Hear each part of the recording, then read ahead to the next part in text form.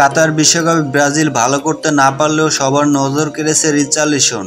বিশ্বকাপের নান্দনিক গোলটিও এসেছে এই রিচার্লিসনের পা থেকেই। অন্যদিকে আর্জেন্টিনার দ্বিতীয় স্ট্রাইকার হুলিয়ান আলভারেজ বিশ্বকাপে আর্জেন্টিনাকে চ্যাম্পিয়ন করতে অনেক বড় ভূমিকা পালন করেছে।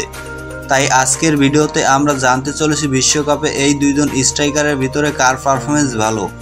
বিশ্বকাপ পারফরমেন্স অনুযায়ী কে সেরা স্ট্রাইকার, চলুন দেখে নিই।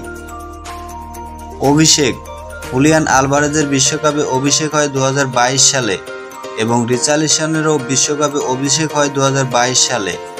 ম্যাচ: হুলিয়ান আলভারেজ বিশ্বকাপে ম্যাচ খেলেছে 7টি, অন্যদিকে রিচার্লিসন বিশ্বকাপে ম্যাচ খেলেছে 4টি।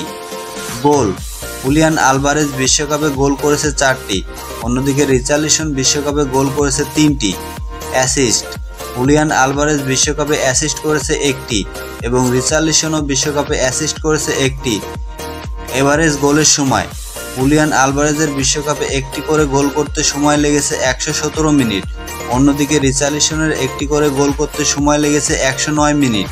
হলুদ কার্ড: হুলিয়ান আলভারেজ বিশ্বকাপে কোনো হলুদ কার্ড পাননি এবং রিচার্লিসনও বিশ্বকাপে কোনো হলুদ কার্ড পাননি।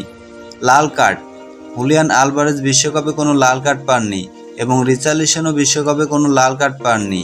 ট্রফি: হুলিয়ান আলভারেজ বিশ্বকাপে একটি ট্রফি জিতেছে, অন্যদিকে রিচার্লিসন এখন পর্যন্ত বিশ্বকাপ জিততে পারেনি।